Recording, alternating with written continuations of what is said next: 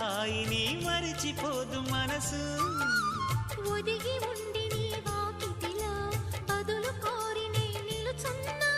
దారి తెలియని చీకటిలో వెలుగు చూసి కాదంటానా.